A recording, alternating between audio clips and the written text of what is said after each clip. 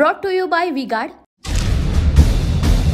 संपूर्ण देशामध्ये लोकसभेची रणधुमाळी सुरू आहे। महाराष्ट्राचे मुख्यमंत्री एकनाथ शिंदे हे ठिकठिकाणी जात आहेत, प्रचार सभामध्ये सहभाग घेत आहेत, रॅलीत सहभागी होत आहेत। आपण मुख्यमंत्री एकनाथ शिंदे यांच्या सोबत आहोत। तुमचं खूप खूप स्वागत, तुम्ही वेळ दिला त्यासाठी।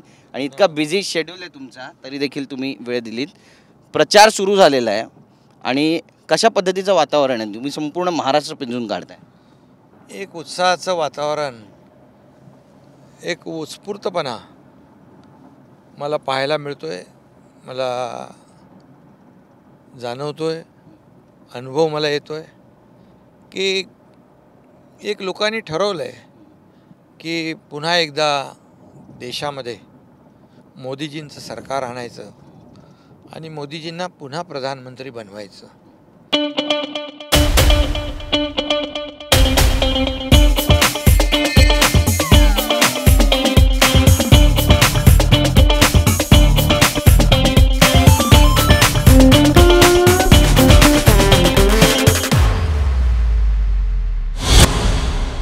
कारण 10 वर्षामध्ये जे मोदीजींनी काम केलं या देशाच्या विकासासाठी, आणि लोक कंपॅरिझन करतात काँग्रेसचं 50-60 वर्षाचं काम, 50-60 वर्षाची सत्ता आणि केवळ 10 वर्षाची सत्ता।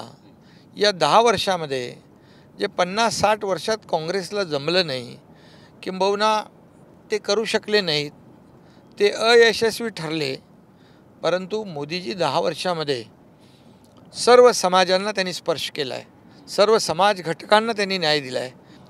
आणि त्यामुळे लोकहिताचं निर्णय घेणारं सरकार, सर्वसामान्यांना न्याय देणारं सरकार, सर्वसामान्यांचं ऐकून घेणारं सरकार आणि ऐकून निर्णय घेणारं सरकार,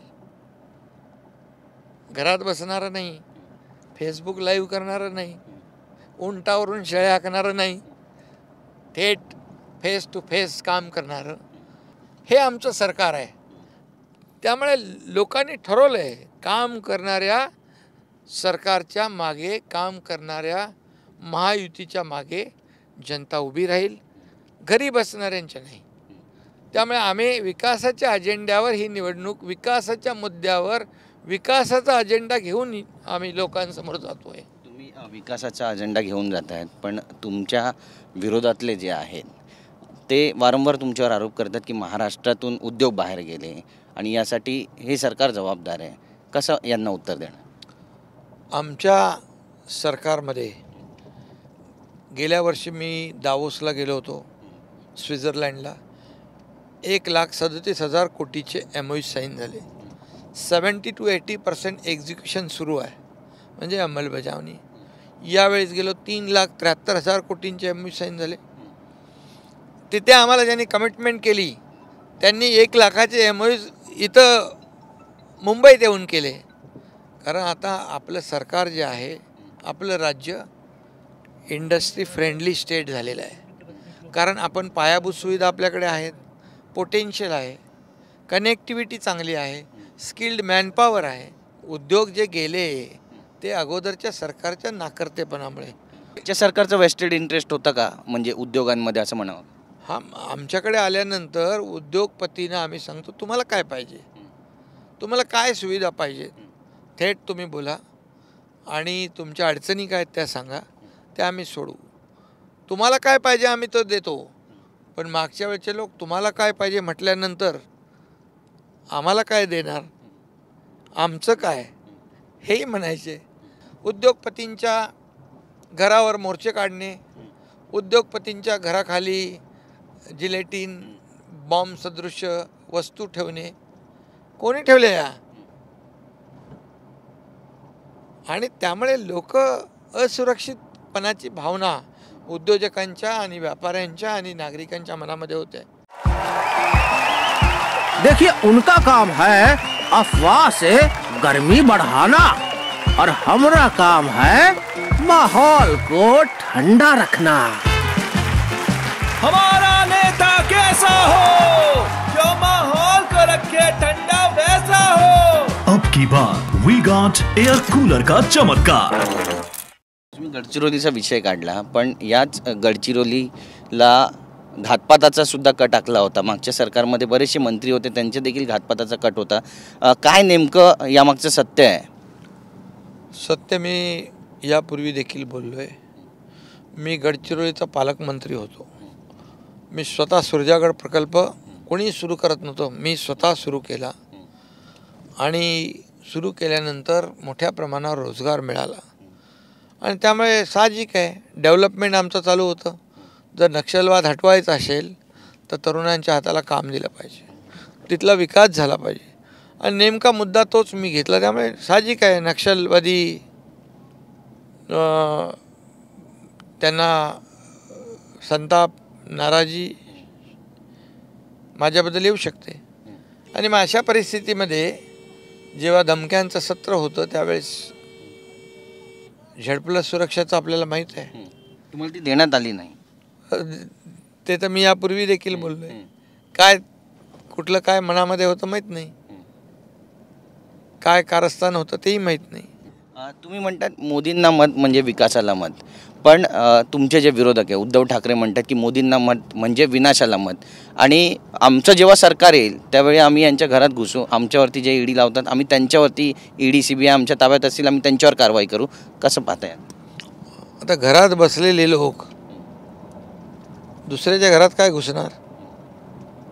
आमचं सरकार येणार कुठल्या स्वप्नामध्ये आहेत, कुठल्या मूर्खाच्या नंदनवनामध्ये आहेत? घरात बसून पंतप्रधान होता येतं का? परदेशात थंडगार हवा खायला जाऊन प्रधानमंत्री होता येतं का? देशाची बदनामी परदेशात जाऊन करून प्रधानमंत्री होता येतं का? आपल्या प्रधानमंत्र्याची बदनामी विदेशात जाऊन करणारा प्रधानमंत्री होऊ शकतो का? इकडे 24/7 उन्हाळा पावसाळा हिवाळा कुठली पर्वा न करता आज या देशातल्या जनतेसाठी, देशाच्या विकासासाठी मोदीजी काम करत आहेत. पूर्ण जीवन त्यांनी समर्पित केलं देशासाठी. आईचं दुःख विसरून तात्काळ देशसेवेला लागले. अशा व्यक्तीला प्रधानमंत्री करणार का घर बसल्या माणसाला करणार का फेसबुक लाईव्ह करणाऱ्या माणसाला करणार?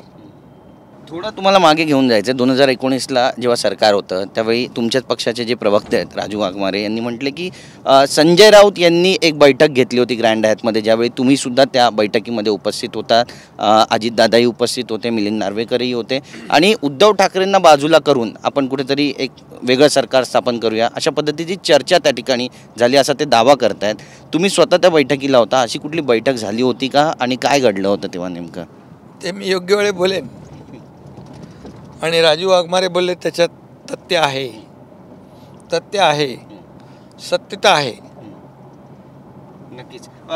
ज्यावेळी सरकार बनलं होतं आणि त्याचवेळी तुमच्या देखील नावाची चर्चा होती, कारण तुम्ही गटनेता होतात आणि तुम्हाला वचनसुद्धा दिलं होतं, अशी सुद्धा माहिती होती की तुम्हीच मुख्यमंत्री होणार, कारण तुम्ही गटनेता होते. महाराष्ट्रात ज्या पद्धतीनं काम करत होता तुमचं काम देखील सगळ्यांनी पाहिलं, परंतु तरी देखील शेवटच्या क्षणाला असं काय घडलं की ज्यामुळे निर्णयच पूर्णपणे चेंज झाला?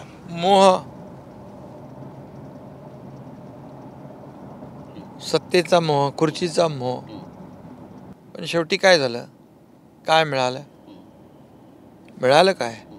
बाळासाहेबांचे विचार तुम्ही सोडले, हिंदुत्वाचे विचार तुम्ही सोडले, सावरकरांचा अपमान मूग गिळून गप्प बसून तुम्ही सहन करत होतात. स्वार्थ जागृत झाला आणि त्यामुळे या सगळ्या गोष्टी घडल्या. उद्धव ठाकरे यांचं नुकतंच एक स्टेटमेंट आलं. देवेंद्र फडणवीसांबद्दल त्यांनी स्टेटमेंट केलं की देवेंद्र फडणवीस यांना आदित्य ठाकरेंना मुख्यमंत्री करायचं होतं आणि ते म्हणाले होते की मी आदित्यला मुख्यमंत्री करेन आणि मी दिल्लीला जाईन. हा जावई शोध कुठून लावला माहीत नाही.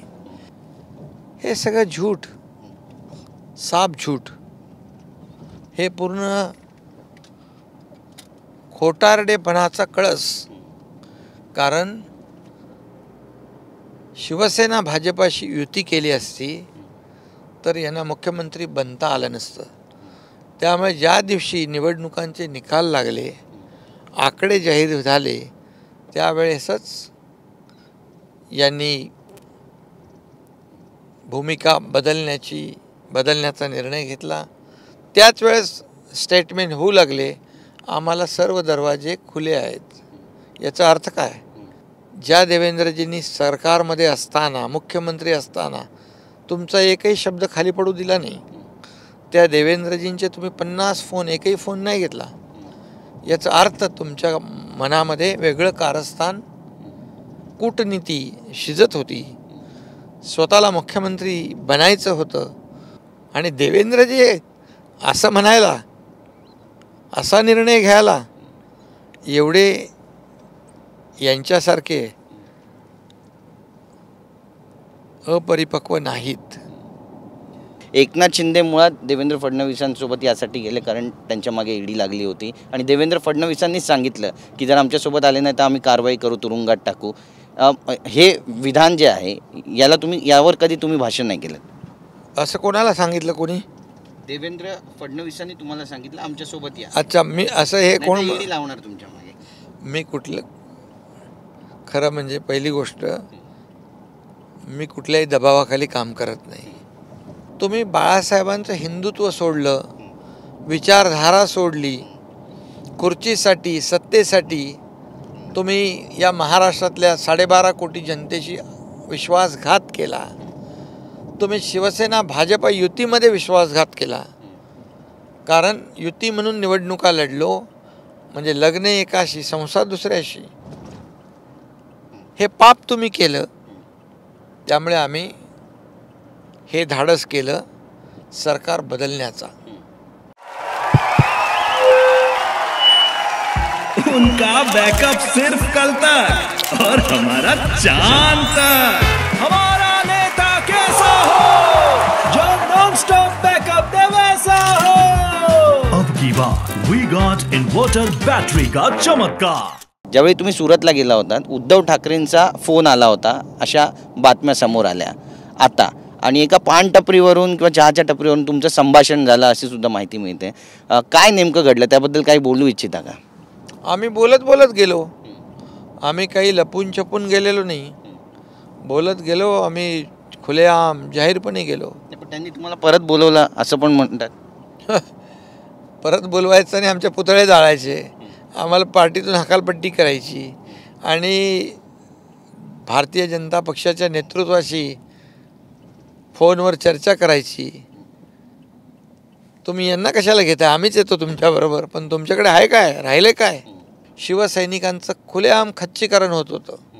हे खच्चीकरण थांबवण्यासाठी आणि काँग्रेसच्या दावणीला बांधलेली शिवसेना सोडवण्यासाठी आणि धनुष्यबाण वाचवण्यासाठी आम्ही हे पाऊल उचललं.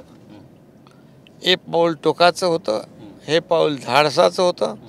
त्याला हिंमत लागते, ती हिंमत दाखवली आम्ही. भाजपसोबत जाऊन तुम्ही खुश आहात का? म्हणजे तुम्हाला वाटतं तुम्ही एकदम योग्य निर्णय घेतला भाजपसोबत जाऊन आणि तुमचं सगळं ऐकलं जातं?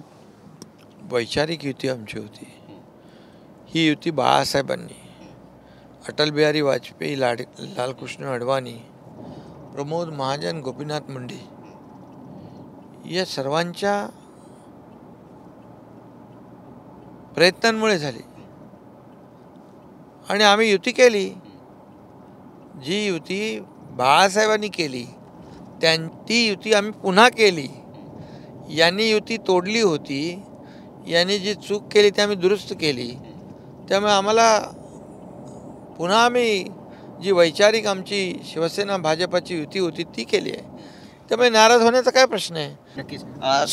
लखनौ ते लंडन हे नेमकं काय प्रकरण आहे? कारण लखनौमध्ये कोणाची तरी 200 एकर जमीन इन्कम टॅक्सने अटॅच केली आहे. 800 कोटीचा काहीतरी प्रकल्प आहे. त्याची सगळी माहिती माझ्याकडे आहे, मी योग्य वेळी देईन. एक तुमच्यावर सगळ्यात मोठा आरोप होत होता की तुमच्याकडे पैशाचा खूप मोठा गोडाऊन आहे आणि आणि त्यानंतर असा सुद्धा आरोप झाला, तुमच्या पक्षातून पण आरोप करण्यात आले की ज्यांचे गोडाऊन होते त्यांच्या नोटा पाण्यात तरंगत होत्या. मी बघा सरळ साधा माणूस आहे. मला सत्तेचा पैशाचा मोह नाही. मी फाटका माणूस आहे. मी सदैव गोरगरिबांमध्ये असतो. त्यामुळे पैशाचा मोह मला नाही. पैशाचा मोह कोणाला आहे, खोक्यांचा मोह कोणाला आहे, हे महाराष्ट्रातली जनता जाणते. साहेब, एक खूप महत्त्वाचा प्रश्न आहे आणि त्याचं तुम्ही प्रामाणिकपणे उत्तर द्याल अशी सुद्धा अपेक्षा आहे. बरीच चर्चा आहे की एकनाथ शिंदेंनाच मुख्यमंत्री करायचं होतं, उद्धव ठाकरेंनी कधी तुम्हाला असा शब्द दिला होता का? त्यांना तर बनायचंच नव्हतं ना. ते म्हणतच होते मला कुठे बनायचं आहे, शिवसैनिकाला मुख्यमंत्री करायचं आहे, शिवसैनिकाला पालखीत बसवायचं आहे आणि बाळासाहेबांचं स्वप्न मला साकार करायचं म्हणाले. परंतु जेव्हा स्वतःचा स्वार्थ जागृत होतो तेव्हा शिवसैनिक आणि कार्यकर्ता याची किंमत नसते. मला कधी कुठल्याही पदाचा मोह नव्हता, सत्तेची हाव नव्हती आणि नाही. मला संधी मिळाली एका शेतकऱ्याच्या सर्वसामान्य मुलाला, जमिनीवरच्या कार्यकर्त्याला, त्याचं मी सोनं करतोय. नक्कीच. तुमचा साहेब एक डायलॉग आहे, राजा का बेटा राजा नहीं बनेगा, जो मेहनत करेगा वो राजा बनेगा. राजकारणामध्ये सध्या बरेच आहेत नेते आहेत, त्यांचे कुटुंबियातील लोक उभे राहिलेले आहेत, उमेदवारी मिळालेली आहे, ते नेतृत्व करत आहेत. त्यामुळे सर्वसामान्य कार्यकर्त्यांना संधी मिळत नाही अशी एक भावना आहे. याला उत्तर कसं देणार? बरोबर आहे, राजा का बेटा राजा नहीं बनेगा. जो काम करेगा वो राजा बनेगा. कर्तृत्वाच्या जोरावर माणसाने पुढं आलं पाहिजे. घराणेशाहीतून लोक पुढे येतात तेव्हा साहजिक आहे कर्तृत्ववान कार्यकर्त्यांच्या मनामध्ये अन्यायाची भावना होतेच. हे तर स्वतःला मालक समजायचे आणि बाकी सगळ्यांना नोकर समजायचे. बाळासाहेब सगळ्या सहकाऱ्यांना सवंगडी समजायचे, हे सगळ्यांना घरगडी समजतात, नोकर समजतात. कार्यकर्ते मोठे झाले, यांना इनसिक्युरिटी वाटते, मास लीडरची भीती वाटते, म्हणून तर किती लोक गेले. आज इतके लोक गेले शिवसेना सोडून, ते सर्वजण चुकीचे आहेत. मग चूक कोणाची? आत्मपरीक्षण कधी होणार की नाही? आत्मचिंतन कधी होणार की नाही? साहेब, या देशामध्ये राहुल गांधी विरुद्ध नरेंद्र मोदी यांचा सामना रंगतो असं तुम्हाला वाटतं? कुठल्या रेसमध्ये आहेत राहुल गांधी? राहुल गांधी कुठे आणि नरेंद्र मोदीजी कुठे?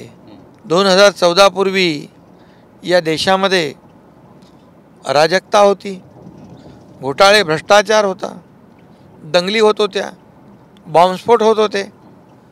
2014 नंतर एकतरी बॉम्बस्फोट झालाय? जरब आणि धाक राज्यकर्त्याचा, प्रधानमंत्र्याचा, सरकारचा असावा लागतो आणि त्यामुळे तुलना होऊ शकत नाही. मोदींजींच्या आता 3 दिवसांमध्ये 7 सभा होत आहेत. कोल्हापूरची जी सभा झाली त्यावर सुद्धा त्यांनी म्हटलं, विरोधक आता टीका करू लागलेत की छत्रपतींचे जे वंशज आहेत त्यांना हरवण्यासाठी मोदींना या ठिकाणी सभा घ्यावी लागली. निवडणुका आहेत, निवडणुकीमध्ये ते देखील कुठल्या तरी पक्षाच्या चिन्हावर उभे आहेत. निवडणुकीसारखी होणार. शेवटी प्रधानमंत्री म्हणून महायुतीच्या उमेदवारांचा प्रचार करायला येणारच. याच्यामध्ये काय मोठं आहे? काय चूक आहे? महाविकास आघाडी महाभकास आघाडी आहे. एका गळ्यात गळे आणि पायात पाय अशी त्यांची परिस्थिती आहे. महाराष्ट्रातली जनता त्यांना पुरती ओळखून आहे. भाइयों बहनों, उनके राज में पावर रहे अनस्टेबल और हम रखे सब स्मूथ और स्टेबल. हमारा नेता कैसा हो जो स्टेबल पावर दे वैसा हो. अब की बार वी गॉट एसी स्टेबलाइजर का चमत्कार. त्यामुळे त्यांना कुठल्याही अफवांचा फायदा होणार नाही आणि कोणी त्यांच्या अफवांवर विश्वास ठेवणार नाही. त्यांच्या दिशाभूल करण्याला कोणी बळी पडणार नाही. महत्त्वाचा विषय आहे जो तुम्हाला विचारायचा आहे, जागा वाटपासंदर्भातला आहे. जागा वाटपाचं सगळं सूत्र ठरलेलं आहे आणि महाराष्ट्रामध्ये महायुतीच्या नेमक्या किती जागा ज्या आहेत त्या शिवसेना लढवेल आणि किती जिंकेल असा विश्वास आहे तुम्हाला? महायुती म्हणून आम्ही सर्व 48 जागा लढवतो आहे आणि आमचं मिशन 45 आहे. त्यामुळे महायुतीमध्ये कोणी किती लढवल्या यापेक्षा महायुतीने किती जिंकल्या याला जास्त महत्त्व आहे. राज ठाकरेसुद्धा आता तुमच्यासोबत आहेत आणि मनसेसुद्धा तुमच्यासोबत प्रचारामध्ये सुद्धा आहे. त्यामुळे किती फायदा होईल आणि राजसाहेबांबद्दल तुम्हाला नेमकं काय वाटतं? एक चांगला माणूस आहे, मोठ्या मनाचा माणूस आहे, कद्रूवृत्तीचा नाही, कोत्या मनाचा नाही. जे काय असेल ते मोकळेपणाने बोलतात. हा टोला होता उद्धव ठाकरेंना? मी कशाला, ते लोकांना माहिती आहे. त्यांचे सर्व कार्यकर्ते सगळीकडे अगदी मनापासून काम करतात. मी त्यांना मनापासून धन्यवाद देतो. लोक विकासालाच मत देतील असा विश्वास आहे तुम्हाला? लोक विकासालाच मत देणार. लोकांना घरी बसलेले आरोप करणारे, शिव्या शाप देणारे लोक आवडत नाहीत. डेव्हलपमेंट लोकांना आवडते. त्यामुळे लोक विकासाला मत देणार. नक्कीच. आणि धन्यवाद आमच्याशी बोलल्याबद्दल. बऱ्याच मुद्द्यांवरती तुम्ही प्रकाश टाकलात आणि तुमच्या विरोधकांना देखील तुम्ही चांगलाच टोला लगावलेला आहे. त्यामुळे नेमकं या लोकसभा निवडणुकीनंतर कसे पडघम वाचतील हे पाहणंसुद्धा महत्त्वाचं ठरणार आहे. आमच्याशी बोलल्याबद्दल, वेळ दिल्याबद्दल खूप खूप धन्यवाद. कॅमेरा पर्सन योगेश गुरवसह Girish Gaikwad, TV9 Marathi, Mumbai. Brought to you by V-Guard,